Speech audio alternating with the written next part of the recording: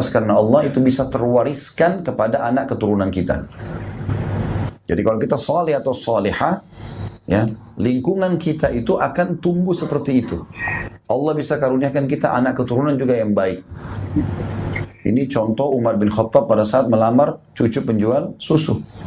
Pada saat beliau lewat di depan rumahnya malam hari, si nenek sama si cucu jual susu di Madinah. Kemudian si nenek bilang sama cucunya, ini pesanan kita tambah banyak. Sekarang kita tambah aja air, campur air. Orang nggak tahu. Gitu kan? Darinya 10 botol bisa jadi 20 botol. Sedikit kita tambahkan air. Kata cucunya, kalau Umar tahu, Umar marah. Umar ada di sebelah tembok rumahnya. Umar dengar, Umar radhiyallahu anhu tiap malam selalu muter-muter Madinah.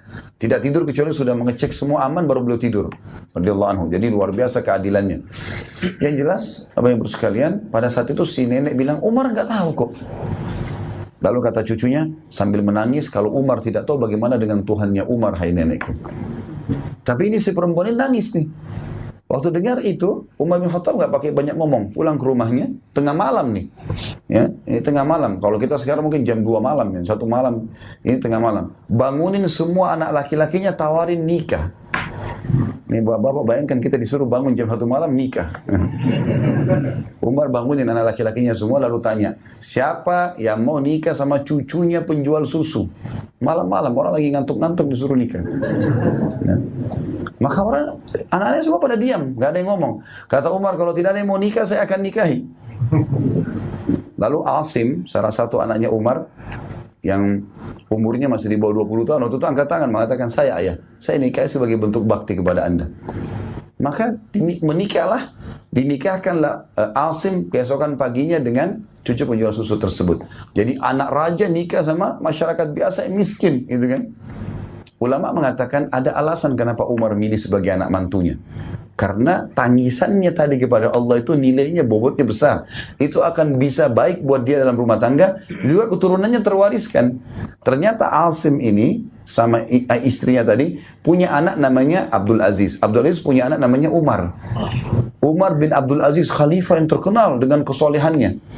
Ya, dalam 2 tahun memimpin dari tahun 99 sampai 101, itu tidak ada lagi orang yang mau menerima zakat. Jadi saking luar biasa keadilannya. Ini kalau Bapak Ibu baca kisah Umar bin Abdul Aziz, unik sekali. Raja yang luar biasa, kesolehannya banyak. Ya.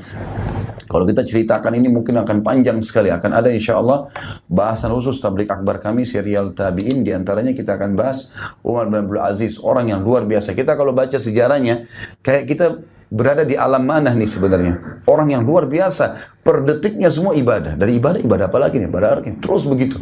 Gitu kan? Luar biasa gitu.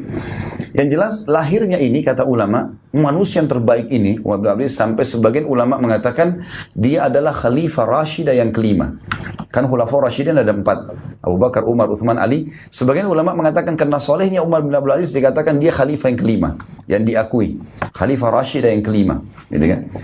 Kata para ulama, Umar bin Abdul Aziz saleh karena darahnya turun dari si nenek tadi cucu penjual susu itu.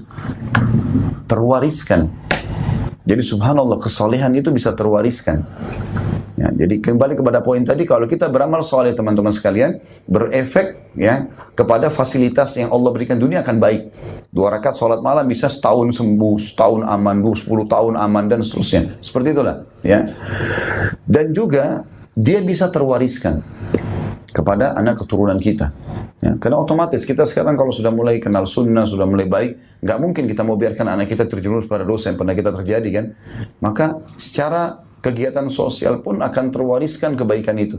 Saya dulu nggak bisa ngaji, sekarang anak saya harus hafal Quran. Kita akan jauh lebih baik, gitu ya, menurunkan lebih baik. Seperti itulah manfaatnya. Dan itu masuk dalam rahmatnya Allah. Artinya amal soleh yang kita kerjakan berefek kemana-mana. Itu rahmat yang luas. Sementara murkanya Allah juga sama. Kalau orang tidak taubat teman-teman, tidak menuju kepada rahmat Allah, murkahnya Allah ini berat. Karena efek daripada dosa lebih berat daripada perbuatannya. Bisa saja orang berzina 1 jam di kamar hotel, Allah buat dia kena penyakit 10 tahun. Ya, bisa saja rumah tangganya ribut selama 10 tahun. Gara-gara itu tadi. Kalau kita rentet ternyata masalahnya dulu pernah zina 1 jam loh. Tapi sudah ribut. Kenapa? Ini ribut terus nih suami istri. Masalahnya ingat, sebelum nikah pernah zina nggak nih? Pernah ini enggak? Ini masalahnya. Makanya kalau kita mau aman, kata sebagian ulama, kalau ada masalah-masalah kita hadapi, ucapkan dalam doa begini, ya Allah, kalau seandainya permasalahanku ini disebabkan karena ada dosaku yang aku tidak ingat ya Allah, dan aku belum bertobat padamu, maka mudahkan aku untuk mengingatnya dan bertobat kepadamu karenanya. Gitu. Kadang-kadang kita jadi teringat nanti, beberapa hari kemudian, oh saya pernah kayaknya nipu orang, oh pernah saya zalimi si fulan, oh pernah gini. Termasuk doa mulia juga yang saya pernah bilang teman-teman, katakan, ya Allah kalau seandainya masalahku ini disebabkan karena lisanku yang pernah mengutuk, ya kadang-kadang kita mengucapkan kalimat buruk tentang diri kita ya. Lisanku yang pernah mengutuk atau mengucapkan doa yang tidak baik untuk diriku, keluargaku dan hartaku, maka aku beristighfar kepadamu terhadap kalimat-kalimat itu. Misal, ada orang kadang-kadang dia sendiri yang menjelekkan dirinya. Lihat di cermin, kok saya jelek ya? Misal. Nah, apalah. Jadi dia menjelekkan sebenarnya ciptaan Allah. Kita ini ciptaannya Allah. Mau jelek di mata kita tetap ciptaannya Allah ini. Jangan bilang begitu. Ya. Ada doa yang kata Nabi SAW, kalau kita ingin diberikan ketampanan, kecantikan, ada doanya. Mau tahu nggak? Bulan depan aja. Allahumma ahsinni kama ahsanta khalqika. Itu doanya. Allahumma ahsinni, ya Allah, ya sempurnakanlah aku. Kata para ulama ini berhubungan dengan masalah paras dan fisik. Allahumma ahsinni kama ahsanta khalqika. Ya Allah, sempurnakan parasku dan fisikku sebagaimana engkau menyempurnakan penciptaanku. Manusia diciptakan sempurna. Wa ahsin khuluqi kama ahsanta khalqi. Dan sempurnakan akhlakku, ya, semua yang berhubungan dengan karakter-karakterku sebagaimana engkau menyempurnakan ciptaanku. Ini diantara hal yang kita ucapkan. Jadi jangan menjelek-jelekkan diri. Kata Nabi SAW, jangan doakan buruk buat diri kalian, keluarga kalian dan harta kalian sehingga malaikat lewat mengaminkannya, maka terjadilah. Ya. Misalnya dia bercanda sama istri atau sama suaminya, nyesal nikah sama kamu, musuhnya sama yang itu. Bercanda. Jadi dia tidak sadar ternyata kalimat menyesalnya yang jadi doa. Jadi dia selama hidup selalu punya masalah. Kenapa menyesal? Alhamdulillah kamu jadi pasangan saya, mudah-mudahan kita bisa bersama-sama di jalan kebaikan ya. Kan jadi doa. Jadi baik. Kan itu. Beli baju, nyesal beli baju di musim, beli yang sana. Sudah ada di depan mata. Ya Allah berkahi. Doanya ada kan? Pakai baju baru ada doanya.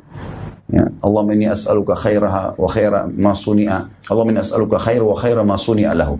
Ya Allah, aku minta kebaikannya baju ini dan kebaikan bahan-bahannya. Wa a'udzubika min syarrihi wa syarri ma suni'a lahu. Dan jauhkanlah aku dari keburukannya dan keburukan bahan-bahannya.